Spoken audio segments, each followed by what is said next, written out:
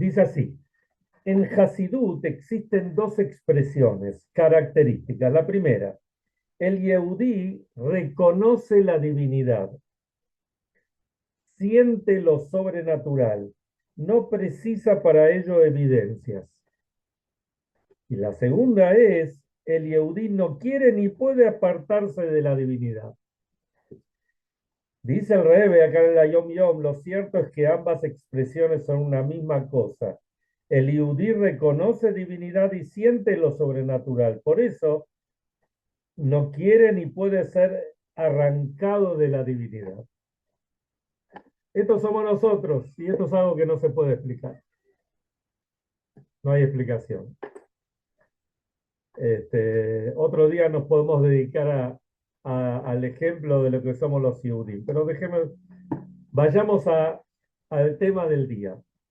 La parshá de la semana, o mejor dicho, las parshiot de la semana, porque esta semana leemos dos,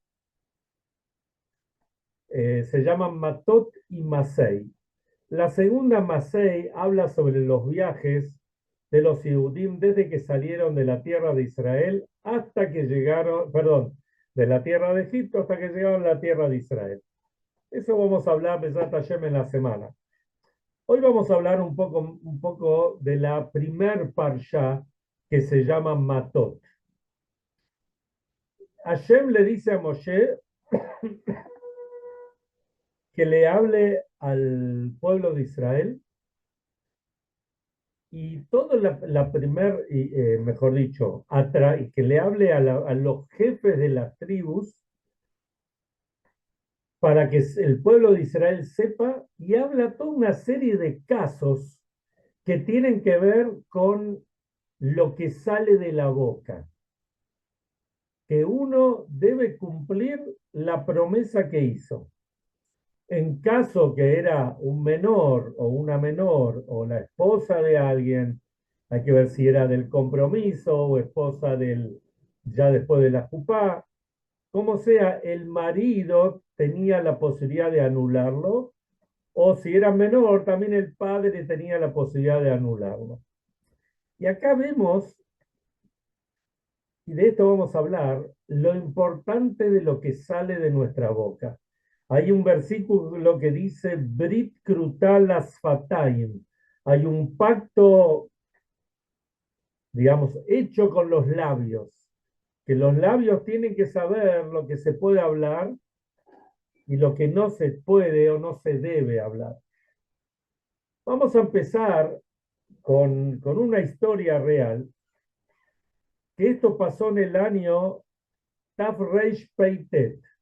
Habrá sido 1928. Erev Yom Kippur de ese año se inauguró el primer cementerio de Petah Tikva. Se llama Bet Akbarot Sgula, así se llama. Cuando se inaugura un cementerio, no es un cementerio judío, no es simplemente designar un terreno y decir, bueno, acá se va a enterrar a a los que fallezcan, sino hay toda una ceremonia de santificación del lugar. Hay que hacer el perimetraje, se dicen versículos de Teilim, o sea, se consagra esa tierra, porque ustedes saben que, por ejemplo, los Ashkenazim, o muchos de nuestros padres o nuestros abuelos, cuando iban al cementerio o hablaban del cementerio, decían, Dem Heiligen Ort, el lugar santo. No sé si lo escucharon alguna vez. Y en hebreo se dice Beta Haim, la casa de los vivos. También se puede decir Beta Kvarot, pero en general se lo llama Beta Haim. O sea, es para nosotros algo muy sagrado, ¿no? Donde residen nuestros antepasados, nuestros seres queridos, conocidos o no, o por conocer, no importa. Entonces se cuenta que cuando se inauguró ese cementerio, había un rab, o sea, me anoté los nombres porque hoy vamos a hablar de varios nombres y si no, no me los acuerdo o puedo olvidar, y quiero ser preciso. se llamaba Rabbi Nissen Leib ben Reb Chaim. Este Rabbi Nissen Leib ben Reb Chaim era el rabino ahí, la persona que estaba ahí. Ustedes saben que en general a veces cuando se trata, pero muchas veces cuando se está, no digo que está bien, pero cuando se habla sobre fallecimientos, hay un poco de humor negro. Hay gente que le gusta eso.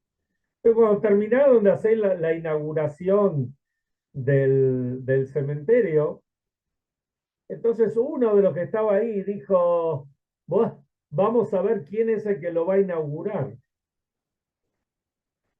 ¿No es cierto? Medio. Resulta que ahí estaba este Reb Nisnarie, ¿no? ¿Cómo se llamaba? Le perdí. Rabbi Nissen Leib, perdón, Reb Chaim. Y él quiso, digamos, suavizar ese comentario fallido, que realmente era un tzadí, que era una persona muy importante, ¿no? Dijo, muy santa. Dijo, yo no tengo problema en inaugurarlo. Como diciendo, mucho tiempo el cementerio va a estar sin estrenar.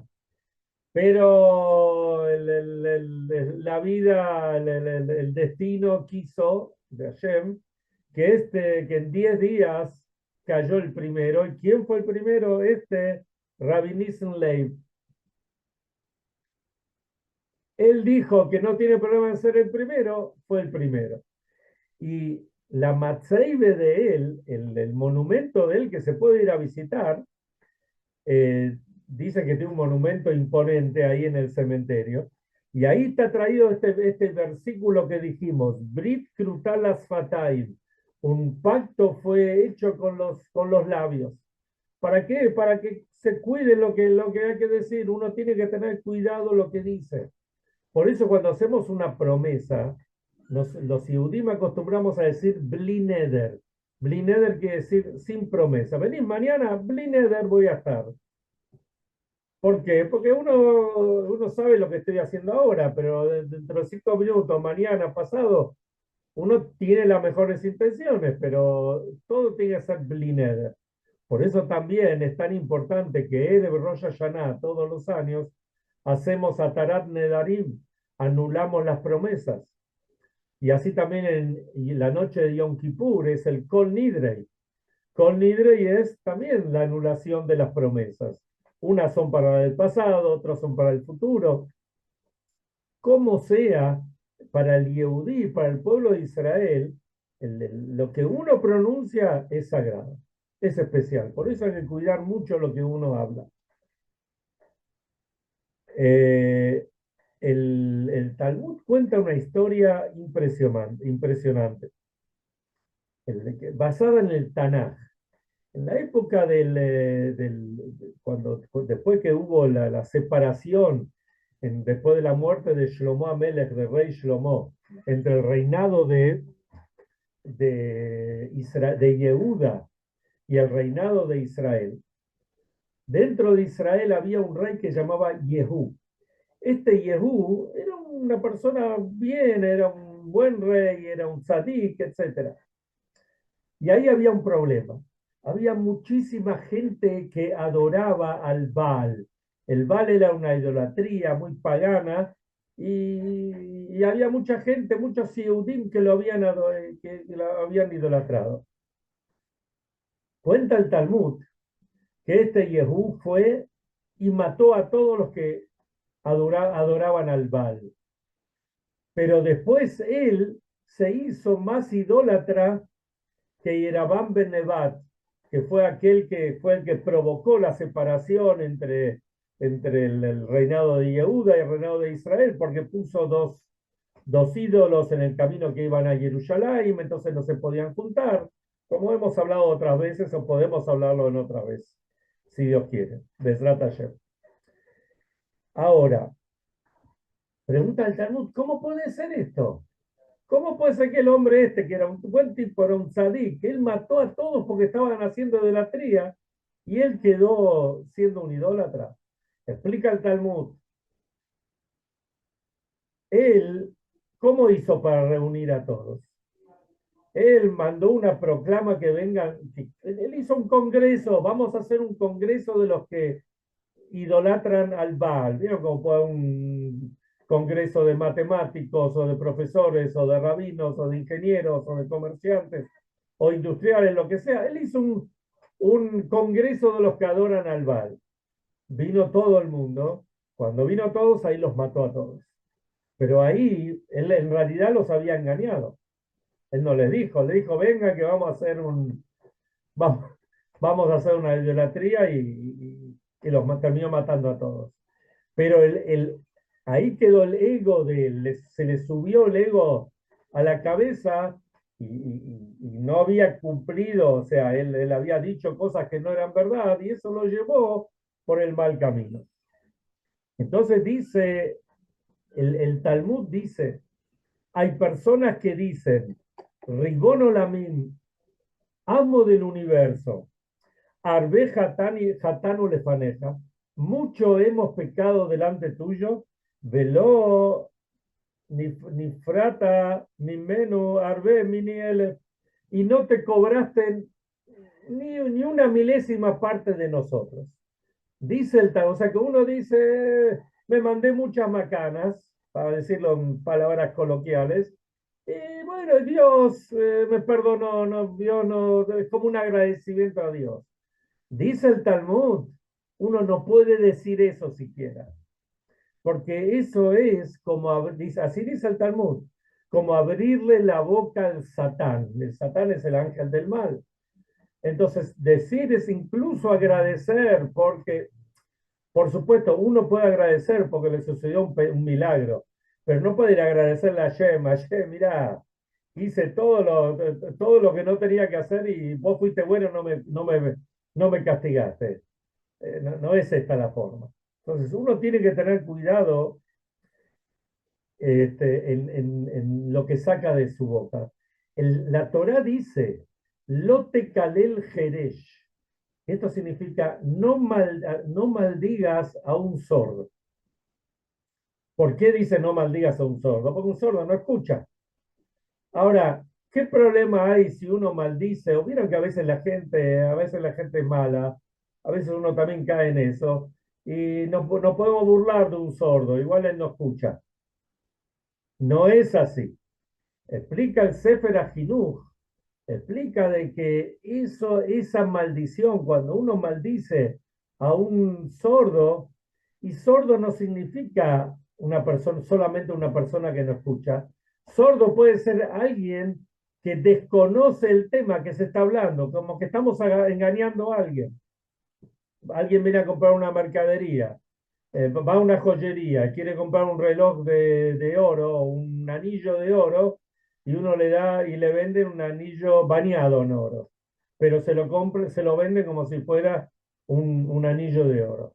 La persona que vino a comprar es como el sordo, porque él no entiende de eso.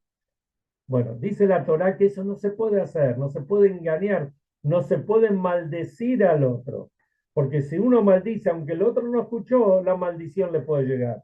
Lo alegro. ¿Y de dónde viene la fuerza de la palabra?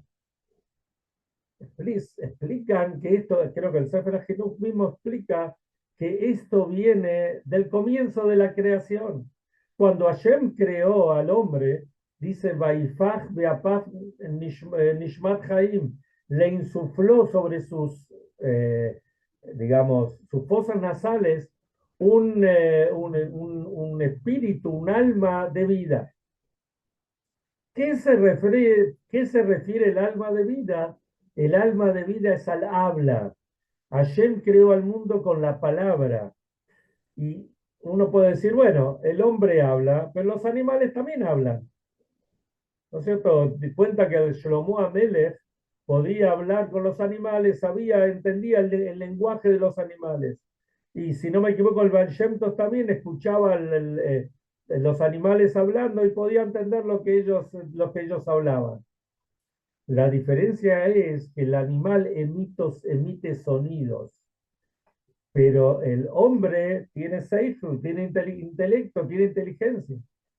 Entonces, este alma que Hashem nos colocó a nosotros es, es la posibilidad de comunicarnos y conectarnos con el prójimo, con otra persona. Entonces uno tiene que cuidar lo que dice. Ustedes saben que tenemos distintos tipos de emociones. Hay gente que se destaca por el gesed, la bondad, otro por la severidad, otro por la belleza, otro, hay a 7. La palabra viene de Malhut. Malhut es la fuente de la palabra Malhut, es el reinado. Que esto significa que uno sale de sí mismo, tiene esa posibilidad para comunicarse, contactarse con otra persona. Se hizo una vez un estudio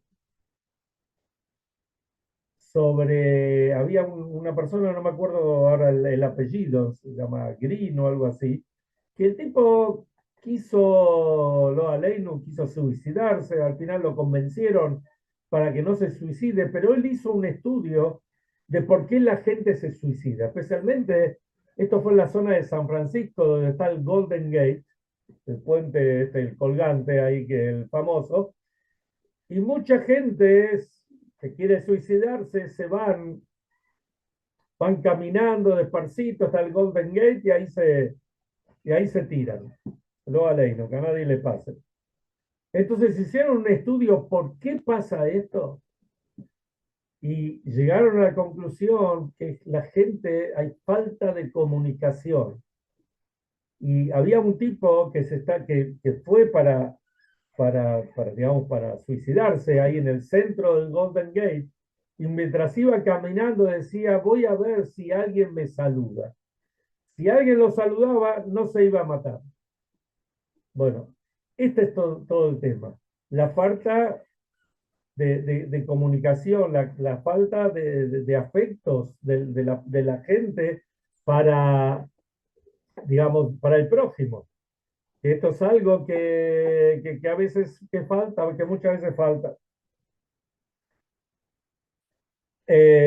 Había un señor, había un gran, mejor dicho, un gran rabino que llegó a ser Rosh Yeshiva de la Yeshiva Etz Chaim. Él se llamaba Reviser Zalmen Meltzer. Cuando él estaba en Europa, en la zona de Lituania, cuando nació, venía de una familia muy humilde, muy pobre. Entonces fue con lo que tenía puesto, con lo que podía.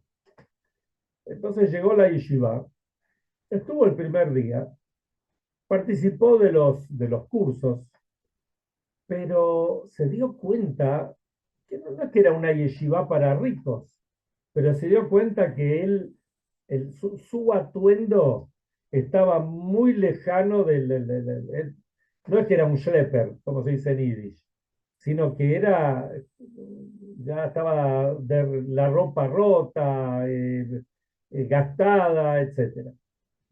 Entonces él pensó, dijo, esto no es para mí. Al día siguiente, cuando se levantó, hizo la valija y dijo, yo me voy. Esto era la yeshiva de Volojin, una de las yeshivot más famosas ahí de Europa. Estaba Reb Chaim Volojin, que era uno de los fundadores, etc.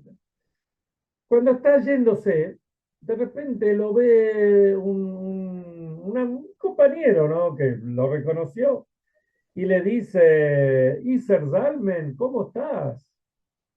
Antes que le pueda decir que se está yendo, que se siente mal, le dice, ¿sabes una cosa?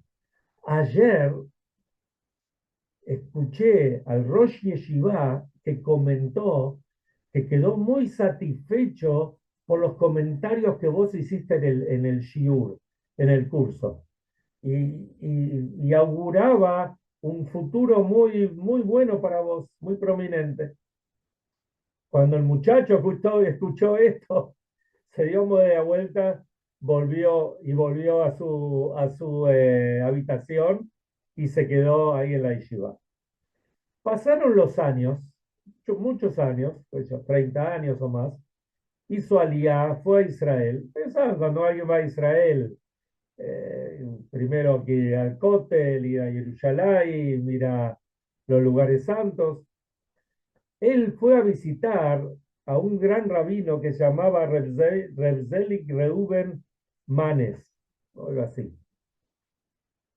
Fue a la casa y lo llama, le dice, y bueno, se saludan, ¿qué tal? Tanto tiempo, ¿no? Que no se veían. El rabino le dice, el visitante le dice al que estaba ahí en Israel, le dice, vengo a agradecerte. ¿Agradecerme? ¿Por qué? Porque por lo que me dijiste hace 30, 40 años atrás. Yo te dije algo, ¿qué te dije? Gracias a tus palabras, yo me quedé en la yeshiva. Y ya era un grande de Israel, ¿no? Un gran rabino. Así también contó un Rosh Yeshiva de una yeshiva en Bélgica, que ellos tenían un alumno que no sabían si aceptarlo o no aceptarlo. Bueno, parece que tenía sus problemas, o era, no sé si era liero, o tenía sus cosas. Pero el alumno se metió con, al final lo aceptaron, y se metió con todo. Y realmente se veía el entusiasmo y el esfuerzo que hacía para progresar en sus estudios. Entonces una vez le preguntaron, decime, ¿qué fue lo que te hizo cambiar? Porque este estaba en otro camino, estaba en otra onda. Y de repente se metió y se puso a estudiar y con entusiasmo y con esfuerzo, etcétera. Y le dijo, muy sencillo, el primer día que llegué a la yeshiva, me acuerdo perfectamente, era el Seder, estábamos estudiando a la noche, y uno de los morim, uno de los rabinos, se me acercó y me habló también, me preguntó cómo estoy, que están contentos de que yo estoy acá en la yeshiva. Me habló tan, pero con tanto amor, que eso hizo, dijo, yo ya a este no le puedo fallar. Y esto es lo que dio vuelta, lo que le dio vuelta. Y vemos también, entonces, ¿qué vemos acá? Que el Yehudí tiene que hablar en positivo. El Yehudí tiene que hablar para bien. Te voy a contar otra historia. Hoy estoy contando muchos ejemplos, pero son todos ejemplos verdaderos y que cada uno tiene algo que uno puede extraer. En Israel, dentro del ejército de Israel, hay una unidad que es la unidad 9900. ¿De qué se ocupa esta unidad 9900? Todas las imágenes que ellos reciben de los satélites, de los drones, o de lo que sea, ¿no es cierto? Todas las imágenes que llegan, que se sacan, llegan a esta unidad y ellos lo analizan. Uno de los soldados o oficiales que trabajan en esta unidad, un día se lleva a trabajo, o, digamos, hoy uno no se lleva al trabajo, lo tiene online. Entonces fue a la casa y estaba trabajando con esto. Este hombre, este oficial, escuchen esto, que esto es algo fabuloso. Este oficial tiene un hijo autista. Entonces, mientras él estaba mirando las fotos, le dije, y el hijo estaba parado al lado de él. Entonces le dice, ¿qué ves? Y de repente el chico vio algo que él, que es un especialista, no había visto. Un puntito en una de las fotos, que no sé lo que era, no viene al caso ahora, pero el chico vio lo que el padre no había visto. De hecho, a raíz de eso, empezaron a contratar a como 300 chicos o personas con autismo que están trabajando en esa unidad del ejército de Israel. Porque ellos de repente pueden ver cosas que otros no ven. Ahora, si el padre, cuando él estaba trabajando con las fotos, le hubiese agarrado al pibe, lo hubiese echado, le hubiese dicho, bueno, anda con mamá, o lo hubiesen sacado, nunca hubiesen descubierto esto.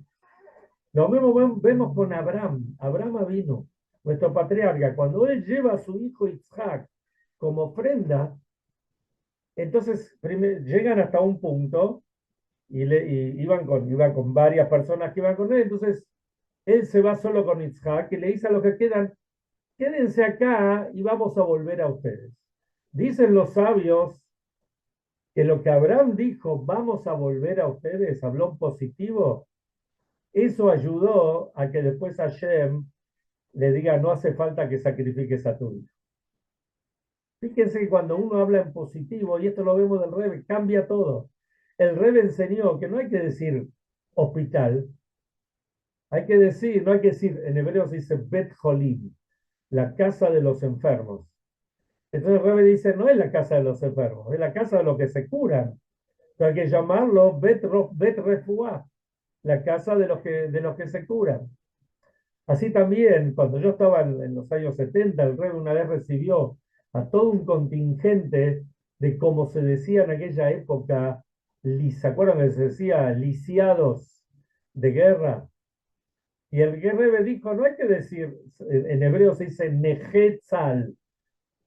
Y el Rebbe dijo, no hay que decir Nejetzal, que sería lisiados, hay que decir Metsuyanim.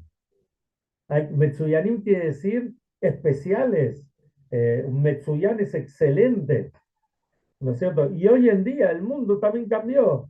Ya el mundo no dice chicos con problemas, no, son chicos con capacidades especiales. Porque la realidad es esta.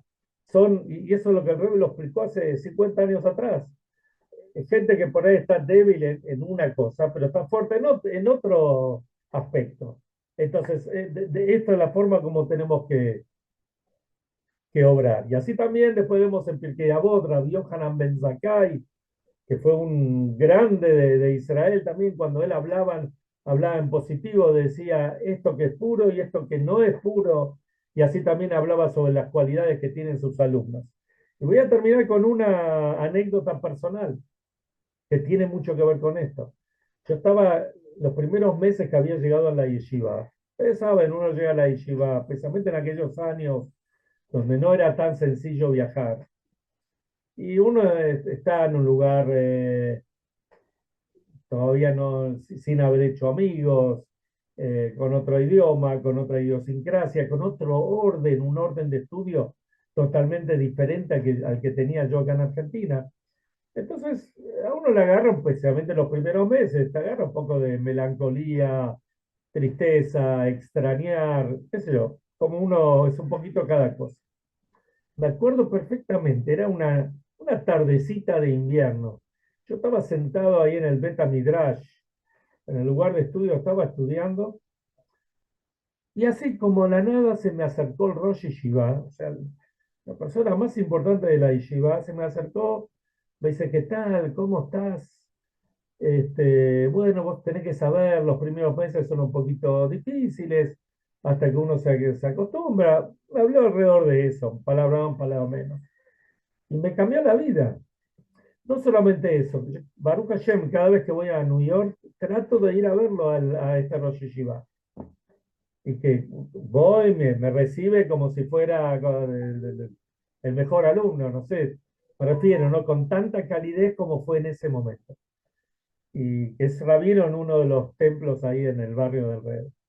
Entonces, este es el punto. El punto es que uno tiene que cuidar, no solamente cuidar lo que no hay que decir, sino lo que sí puede decir. Y todo esto trae mucha braja, muchísima bendición, trae paz, paz en el hogar, paz en la familia, paz entre los amigos, etcétera. Y la paz, que justamente el amor al prójimo es lo que va a traer la venida del Mashiach, especialmente en estos días que estamos recordando la destrucción del templo, esto es lo que va a traer el Mashiach, se va a reconstruir el templo. Nos vemos mañana, Besat Hashem.